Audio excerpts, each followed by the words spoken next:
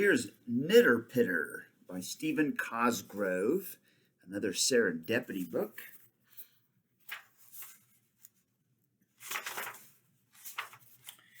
In a burst of sunrise wonder, dawn is born of another day in the meadows of your mind.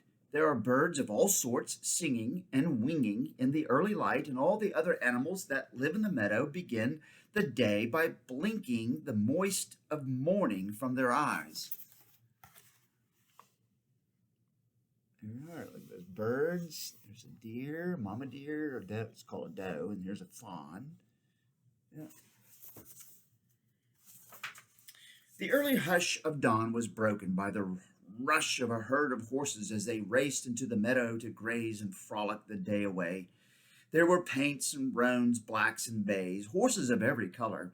The young ones kicked and bucked, while the older ones quietly munched the green, lush grass of the meadow. There they are, all the different kinds of horses.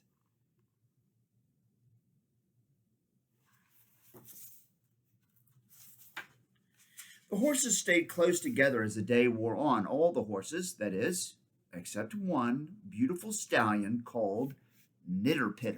Nitter.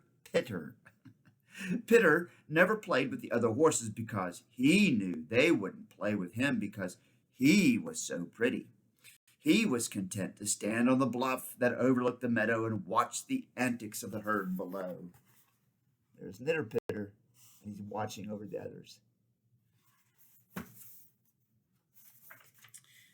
Silly horses, he nickered. All they do the whole day through is play and eat and play and eat.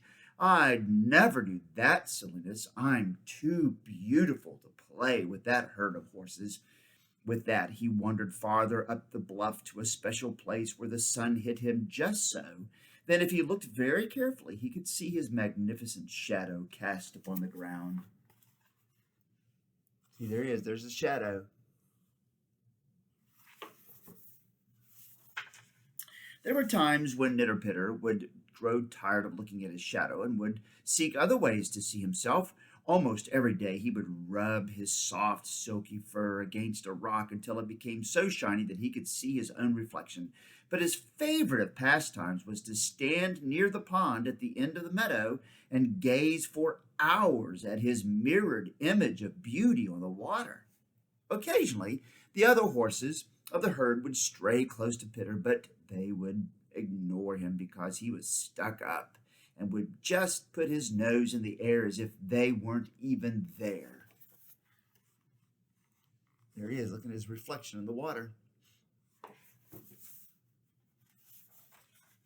One warm summer day, as Pitter was, as usual, gazing himself in the water, a friskier than usual colt forgot to look where he was going and quite by accident bumped into beautiful Nitter, knocking him into the pond. He looked so silly, sitting there with a lily pad draped over one ear, that the other horses just whinnied and stomped their feet in laughter. See, there's the little one that knocked him over. There he is with the lily pads on his ear. And there's the other horses laughing at him. With a lurch and a leap, Pitter jumped from the water as the other horses ran back to the pasture-land meadow. Dumb old horses, he thought as he tried to shake himself dry.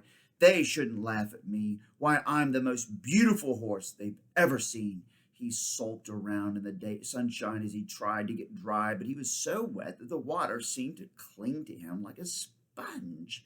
So with an oomph, he laid down in the sand at the edge of the pond and rolled until he was dry. Now, what do you think is going to happen to him now if he's wet and he laid down in the sand? Well, let's see. That's much better, he said as he trotted around for a moment or two. Then he decided he would have one more look at himself in the pond before he went back to the bluff that overlooked the meadow.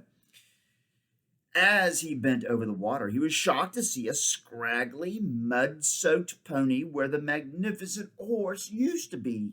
He couldn't believe his eyes, so he looked again, and sure enough, Nitter had been transformed with a dash of mud here and there into a run-of-the-mill horse with a lily pad hanging from one ear. What am I going to do? He cried. My favorite thing in all the world was to look at me, and now there's nothing to see because I don't want to look at me. With that, he hid sadly beneath a tree and sighed and sighed. There he is under the tree.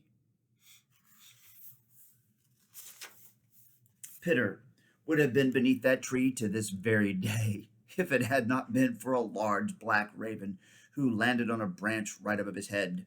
"Hi, horse," said the raven as he settled his wings about him.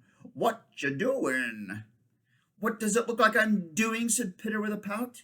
"I'm hiding because I used to be the most beautiful horse, and now I'm just as ugly as can be." "Well," croaked the raven, "it seems to me that you look just as normal as can be." "Humph," muttered Pitter. "A lot of you know. I used to be so magnificent that the other horses wouldn't even play with me, and now that I'm ugly, I have nothing to do but hide beneath this tree."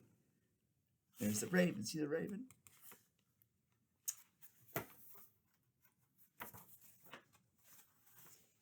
The raven thought for a moment or two and then cawed a little cough and said, "I'll bet you that if you went right now and tried to play with the other horses, they wouldn't even know who you were and probably wouldn't care who you are. Then you wouldn't have to hide any more." Pitter looked at the raven and mulled it around in his mind and then decided to give it a try.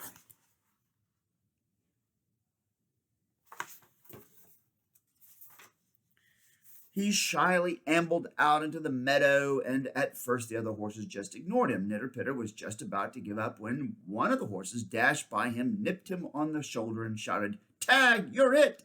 Pitter was so shocked at being invited to play that he just stood there for a moment. Then with a whinny, he set out at a gallop to tag another horse. There they are playing horse tag, or tag horse or something. That day was the funnest day that Pitter had spent in his entire life. He learned how to play hide and seek and buck and run and so many other games that were just plain fun. Sometimes, just for the pure joy of it, Nitter would kick at a butterfly or reach for the sun.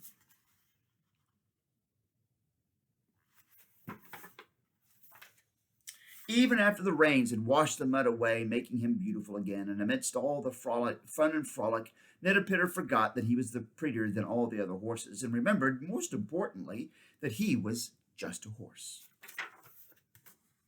Well, good that he learned that lesson. When you look into the mirror in the meadows of your mind, remember Nitter and the lesson he had to find. Okay, that was Nitter. That's a pretty cool story. Back for more tomorrow. Bye.